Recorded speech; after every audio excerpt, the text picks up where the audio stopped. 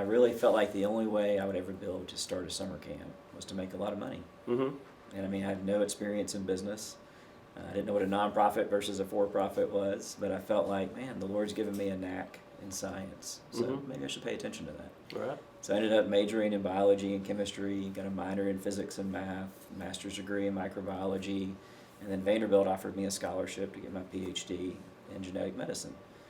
And I was, I think, 26 years old, and I think a lot of people that would have met me at that point in my life would have said, man, Tommy's on the fast track. Mm-hmm. He is focused, he is locked in, he's going places.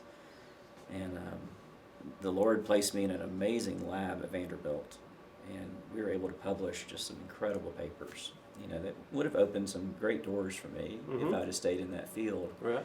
And it was cool to be on the cutting edge of science, don't get me wrong, but at the same time I found myself just kind of gazing out the 6th floor of Medical Research Building 3 wondering, what am I doing? What is this emptiness, feeling inside? And I met some Christians at Vanderbilt who really challenged me, and they're just helping me process that. And they're like, well, Tommy, it feels like you're not really being obedient, to the vision God gave you, 6 or 7 years ago, when you were a camp counselor. And I was like, well, I hear you, but I mean, what am I supposed to do, Right. Well, I mean, the biblical model is to sell your possessions and go chase after that thing. And I'm like, I wonder what my wife's going to think about that. We've been married for like less than a year, and so I remember going home, talking to Lane, and just saying, that pipe dream, that I shared with you, I'm feeling like maybe now's the time, and, I was thinking maybe 40, 50, 60, I'd retire early and go do this thing God asked me to do. Yeah. Ended up doing it at 27. And how much, at that point in time, I mean, how much longer did you have to complete your PhD? I was 3 years in, so I mean, the average PhD specializing in pharmacology was probably 6 or 7 years. So I was probably around the halfway point. Right. I finished all my coursework and was well into my dissertation at that point.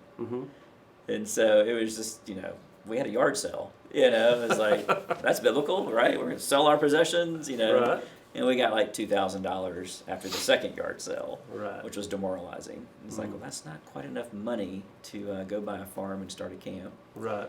But eBay had come along in the late 90s, and so I started listing my baseball cards that I'd been lugging around with me since I was 8 years old on eBay, and got about $18,000 for these sports cards. Wow. And that was my mom's reaction. Wow, what?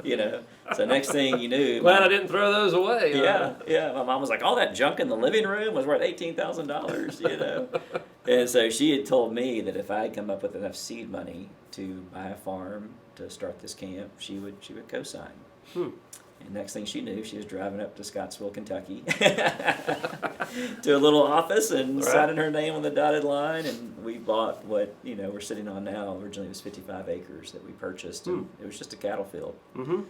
And people they thought I'd lost my mind because I walked away from that PhD program, kept a job in the lab to have some income coming in. I thought I'd be there, a year, to get the camp off the ground because we had the land, That's the hardest part, right? Yeah. Not even close. Well, I want to pause right there for just a second because I mean you said all that in just a couple of minutes, but that's what you just said is a huge thing, right? Because in America, a lot of us are very driven to succeed. We have goals and dreams and aspirations. I mean, you were kind of sitting in the middle of that, right? You were on that track, and you said you were feeling an emptiness inside.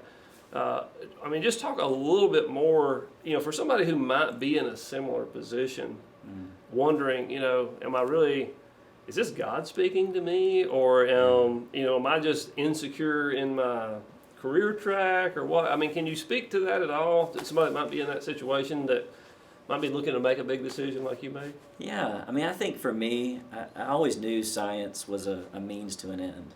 And I've run across a lot of folks and sharing my story, and people have come and said, oh man, I was kind of struggling with the same thing.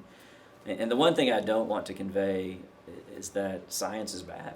Right. And I met some amazing believers, at Vanderbilt that are continuing, to do science to this very day. So it's not that God can't call someone to science. He just didn't call me to science. Right.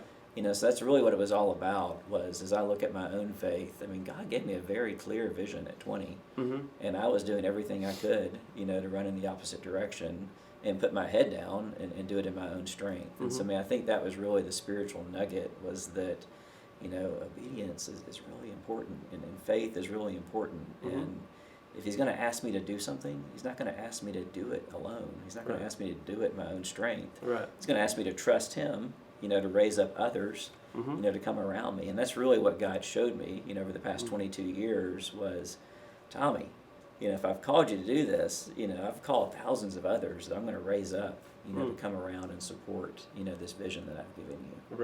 Right. Well, for what we do in ministry, we're trying to get people to understand what it looks like to follow Christ. And, certainly, I mean, some people are scientists, some people start camps, some people go into full-time ministry. There are a lot of people that are not in full-time ministry. There's more not in full-time ministry than there are in full-time ministry.